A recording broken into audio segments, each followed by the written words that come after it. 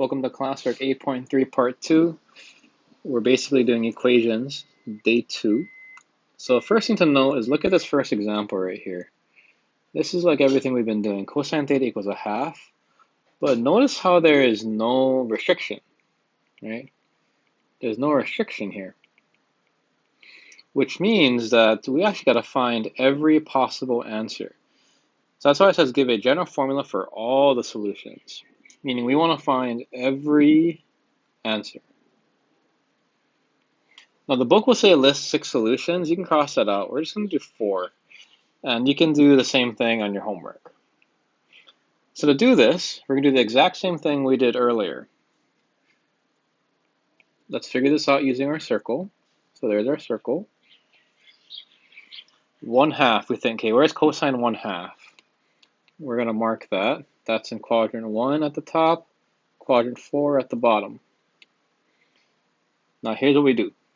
We're going to write theta is equal to, the first angle is pi over 3. The second angle is 5 pi over 3. And notice how that's only 2 answers. That's only 1 rotation. So to make it for every possible rotation, we're going to put a big bracket and put plus 2 pi k. And now that covers every single rotation, meaning this is theoretically every answer possible. So in our notes, we're going to box this and label it. This represents all possible answers.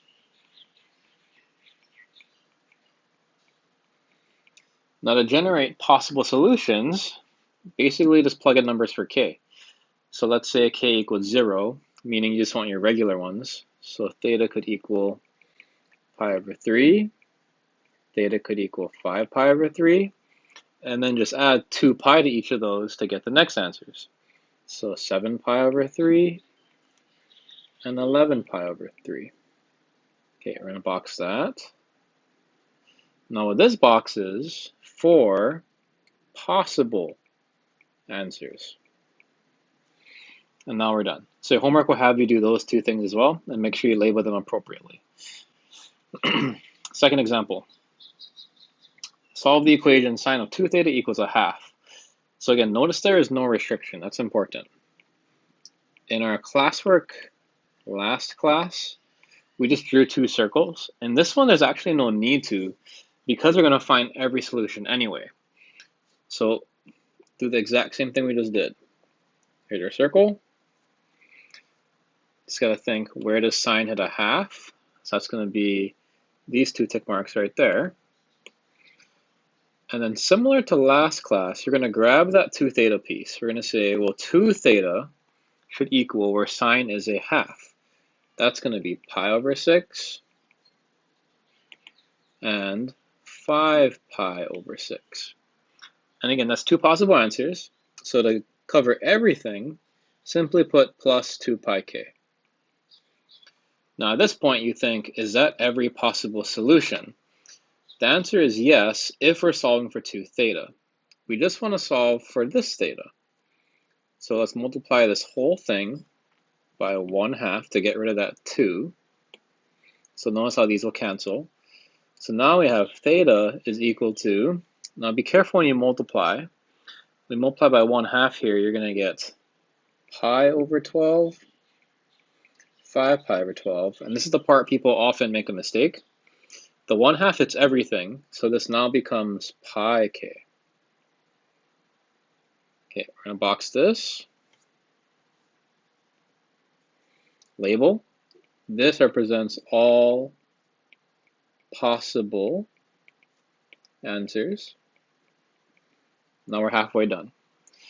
Again, the book will say list 6. Just do 4. You can do 6 if you want, but for me 4 is enough. Use the 2 given already. Pi over 12, 5 pi over 12. Now for this time, the solution over here, or the first one we found, said plus pi k. So just add pi to both of them. So that's 13 pi over 12. And the next one would be 17 pi over 12. Okay, we're going to box this.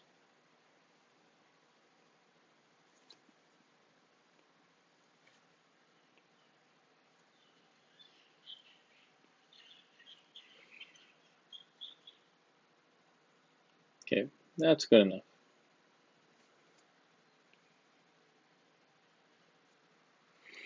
And this is going to be our 4 possible answers.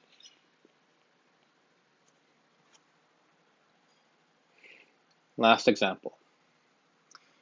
Tan theta over 2 equals root 3. Again, notice there are no restrictions, which means we're going to find every possible answer. So when we look at this, same technique. Draw a circle. Where does tan hit root 3? So that's going to be quadrant 1 at the top, quadrant 3 at the bottom. Grab that piece right there. So we just solve for theta over 2. Those are pi over 3 and 4 pi over 3, big bracket, plus 2 pi k to cover every situation. Now we solve for theta, so multiply this whole thing by 2, since you want to get rid of the over 2. So theta should equal 2 pi over 3, comma 8 pi over 3, plus 4 pi k. I'm going to box this.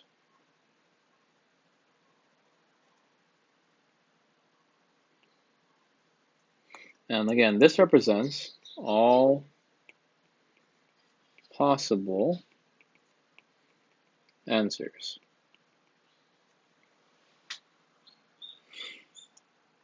Let's find 4 possible. So theta could equal 2 pi over 3, 8 pi over 3. We just add 4 pi to each of these. So that would be 14 pi over 3. And the last one, let's add 12 to that. So that's 20 pi over 3. We'll box that. I know it's repetitive, but it's important to understand this. So this, again, is going to be 4 possible answers. Now, there is a separate situation for tan. So that's why I left room here. Or tan has a special case. Because the period of tan is shorter, meaning if you look at the circle we made earlier, notice how these two things over here, I'm really going to zoom in on this. Notice how these two things over here are exactly 180 apart, or pi apart. So because tan has a special property, we can actually make the answer a little bit shorter. We could actually just say theta over 2 is equal to pi over 3, 1 bracket, plus pi k. And then multiply this by 2. So theta would be 2 pi over 3 plus 2 pi k. And we could actually use that. But again, this is optional. This is more just for people who are noticing that tan, you could do a little trick to make it faster. But notice how those two answers are the same. Now, the only thing to add before I wrap this video up is some people refer to this thing, this whole problem we're doing, as the general solution. Okay, so you want to make sure you know it says the general formula over here. Many books and many tests, many teachers will sometimes say general solution. So you just have to know that's what that means. General solution meaning find everything. So I'll write that one more time for you. General solution. So if you see that on a test or quiz, that's what that would mean. General solution means all possible answers. All right, that's it.